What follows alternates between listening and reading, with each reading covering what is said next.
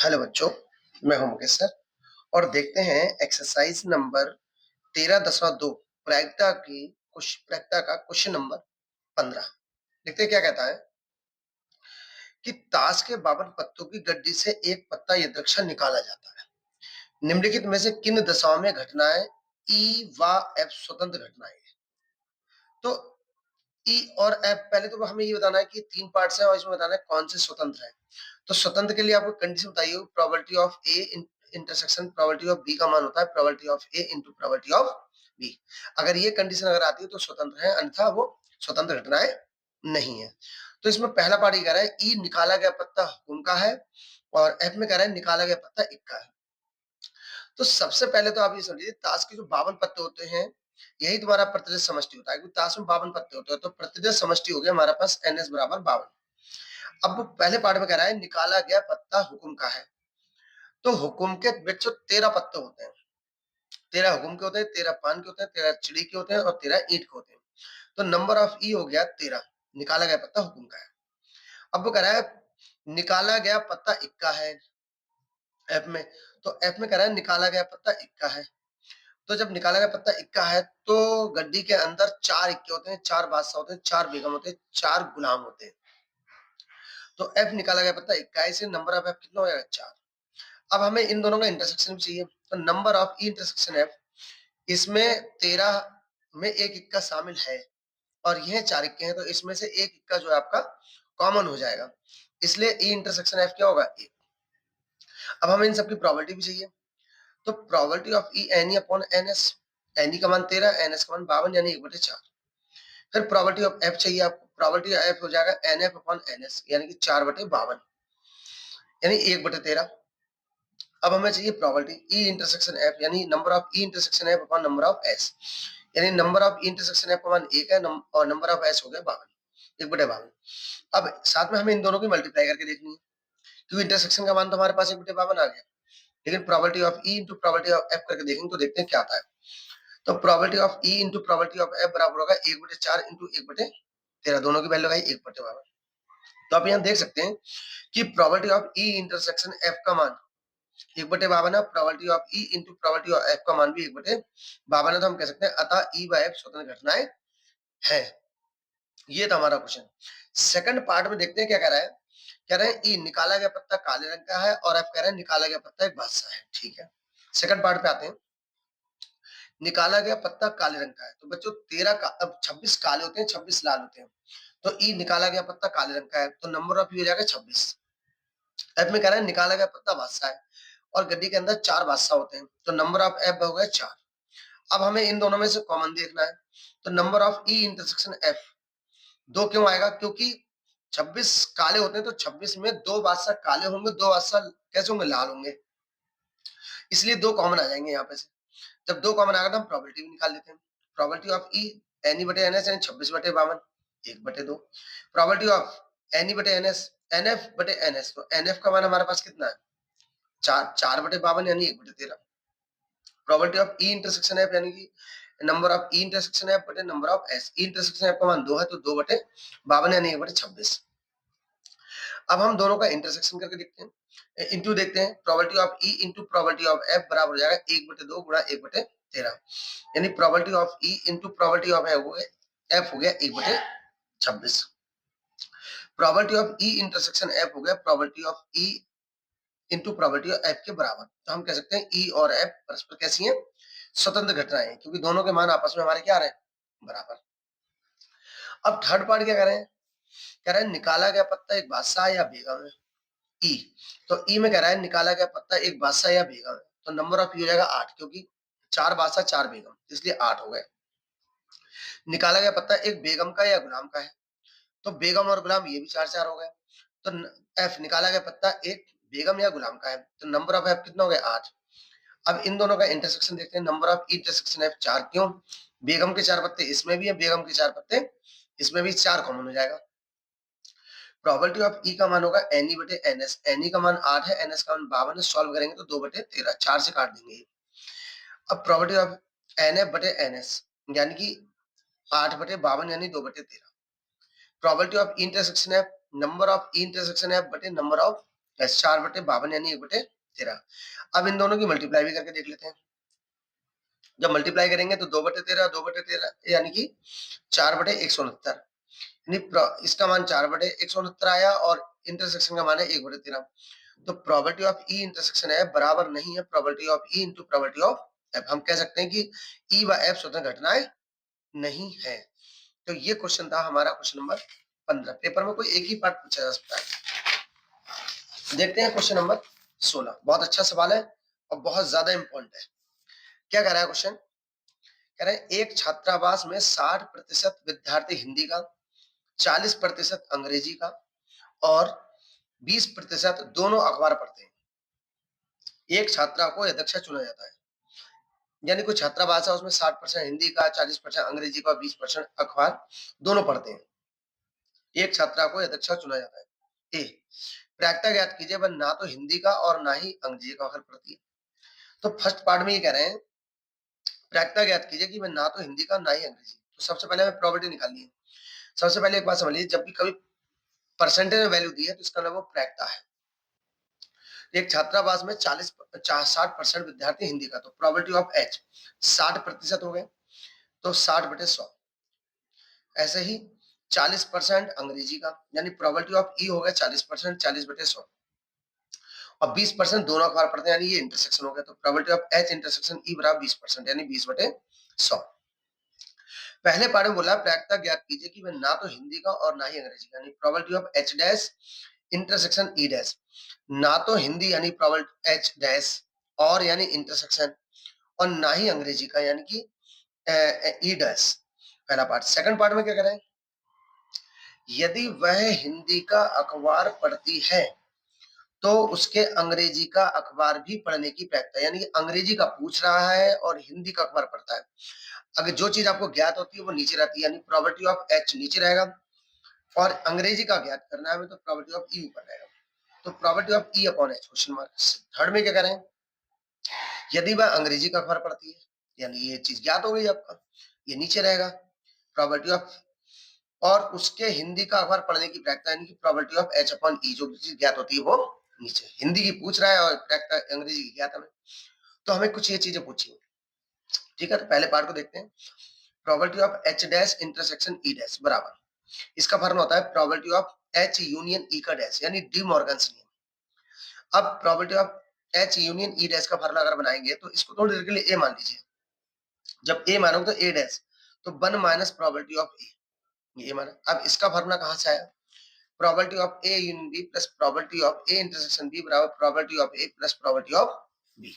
तो यहां से हम यूनियन की वैल्यू निकालेंगे तो इसको इधर ले आएंगे, तो फॉर्मूला बनेगा probability of H plus probability of E minus probability of H intersection E.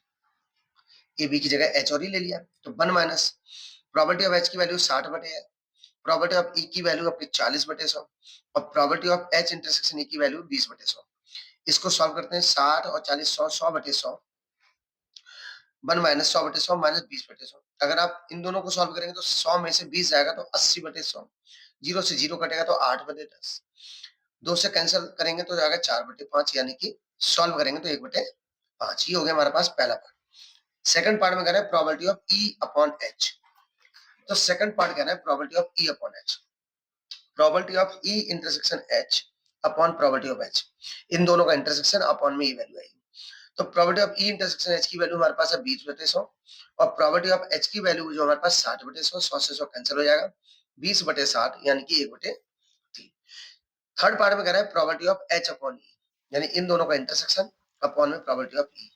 Intersection की वैल्यू 20/100 और प्रोबेबिलिटी ऑफ ई की वैल्यू 40/100, यानी ये हो गया आपका 100 से 100 कट जाएगा, 20/40 यानी 1/2। ये हो गया क्वेश्चन नंबर हमारा 16। देखते हैं क्वेश्चन नंबर 17।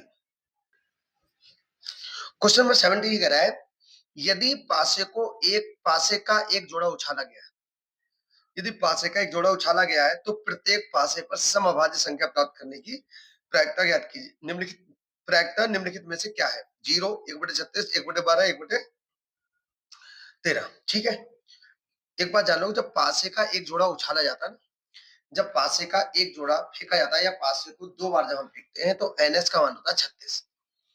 तो एनएस का प्रत्येक समष्टि हो गया एनएस बराबर कितना 36। अब भी कह रहा है तो प्रत्येक पासे पर यानी कि पहले पासे पर भी समभाज्य होनी चाहिए और दूसरे पासे पर भी क्या है समभाज्य, और समभाज्य संख्या होती है 2। तो यहाँ पर एक ही कंडीशन बनेगी 2,2, पहले पासे पर भी 2, दूसरे पासे पर भी 2। 36 कंडीशन में सिर्फ एक ही ऐसी कंडीशन होगी जिस पर समभाज्य संख्या ही होगी।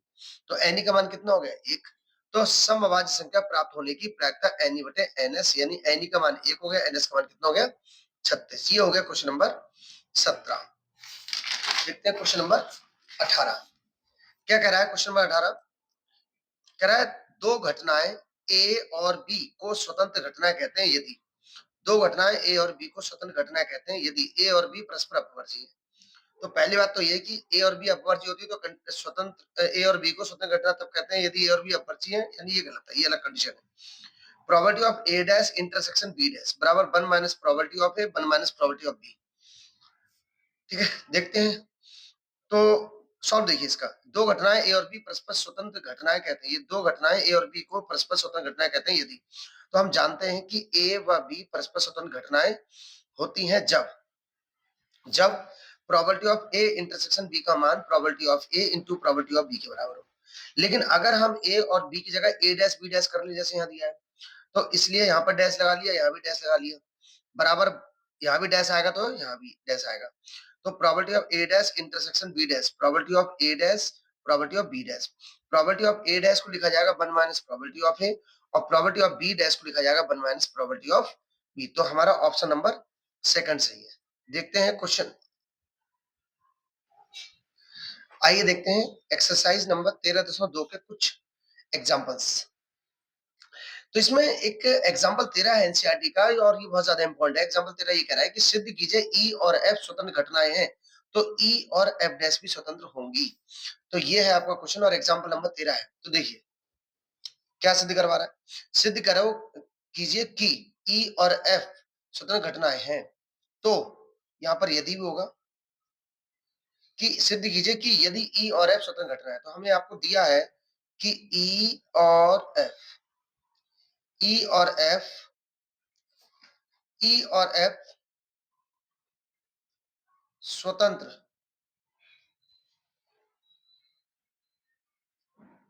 घटनाएं हैं, ई और एफ स्वतंत्र घटनाएं हैं तब कंडीशन होती है probability of E probability of E intersection probability of F बराबर probability of E into probability of F. अगर ई और एफ स्वतंत्र घटना है तो ये आपकी कंडीशन है।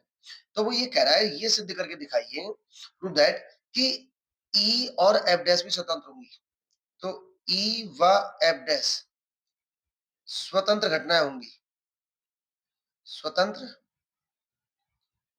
घटनाएं होंगी यदि probability of E intersection F dash equal आ जाए probability of E into probability of F dash. हमें ये सिद्ध करना है और ये हमें दिया है।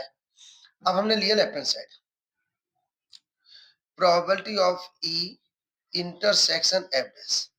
Probability of E intersection F dash का फॉर्मूला होता है probability of E minus probability of E minus probability of E intersection F. Probability of E minus probability of E intersection F. तो प्रोबेबिलिटी ऑफ ई तो ऐसी रहेगा बेटा, probability of E intersection F की value आपको दे रखी है probability of E into probability of F. तो प्रोबेबिलिटी ऑफ ई यहां से कॉमन हो जाएगा और यहां आएगा 1 minus probability of F dash. तो probability of E into 1 minus probability of F dash किसकी इक्वल होगा प्रोबेबिलिटी